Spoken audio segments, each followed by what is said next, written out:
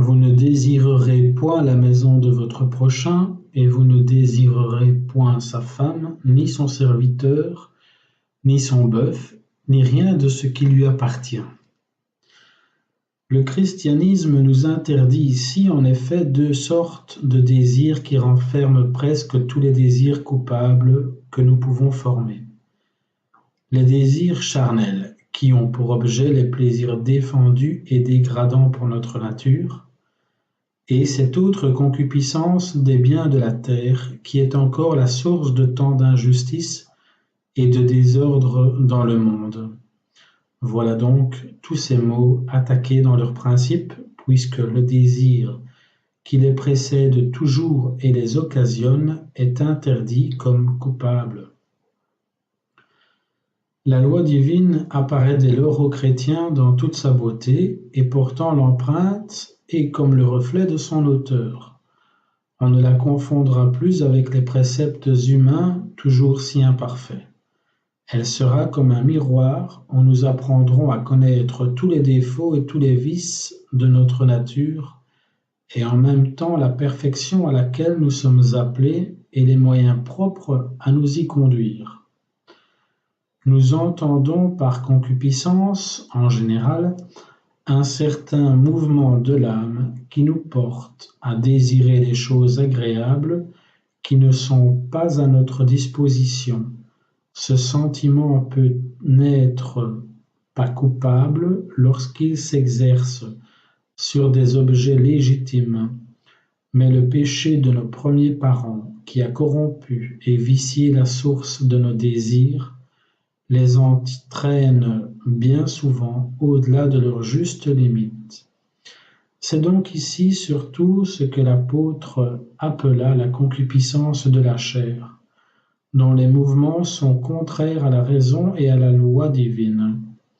Cette concupiscence, en effet, est coupable, soit qu'elle nous fasse désirer des objets mauvais en eux-mêmes, soit qu'elle nous porte même à désirer trop ardemment des objets légitimes, mais qu'il n'est pas en notre pouvoir de nous procurer par des voies légitimes. Nous ne devons pas, dans ce cas, entretenir notre cœur et notre esprit de ces désirs dangereux.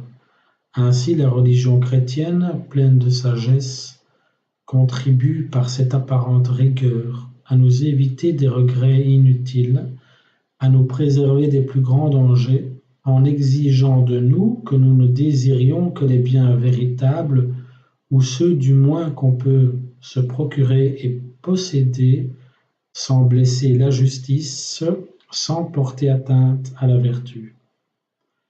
Aussi notre religion ne prétend pas seulement bannir de nos cœurs les mauvais désirs, mais elle tend encore à y faire naître, entretenir et fructifier les bons.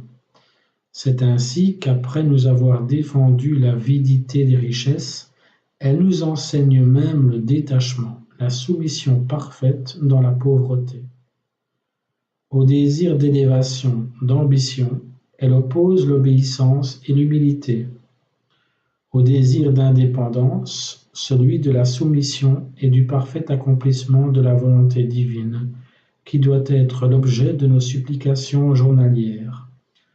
Elle nous demande enfin une modération, une mortification générale de tous nos désirs, même légitimes, un combat continuel contre nos passions et nos penchants déréglés.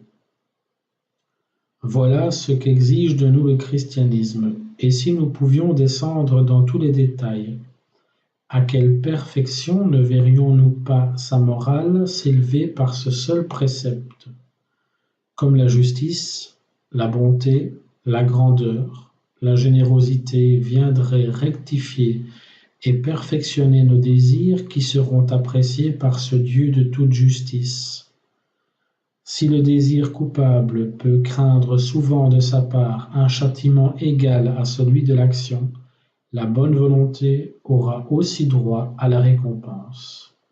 Ne nous a-t-il pas dit lui-même, « Bienheureux ceux qui ont faim et soif de la justice, car ils seront rassasiés » Ah, c'est ce qui se plaît, c'est c'est qu'il se plaît sans doute dans la contemplation de ses pieux désirs, de ses saintes ardeurs, de cet amour du bien et de la vertu pour lequel il nous a créés, et que seraient sans cela pour lui nos actions?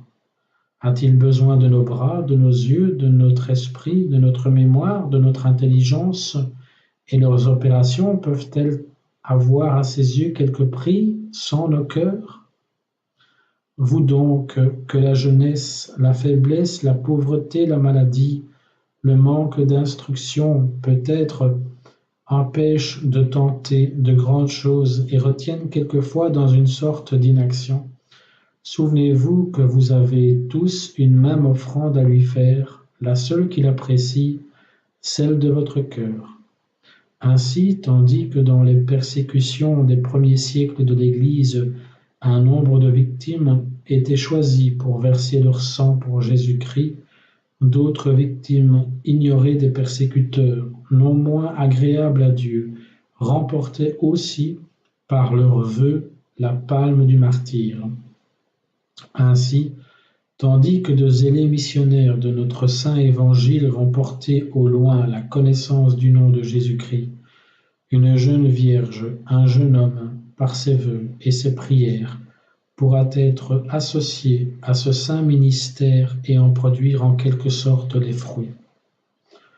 Nul ainsi ne demeurera oisif dans la vigne du Seigneur, et aucun lieu, aucun temps, aucune circonstance ne pourra nous empêcher de lui payer le tribut qu'il nous demande et d'en attendre la récompense de sa miséricorde.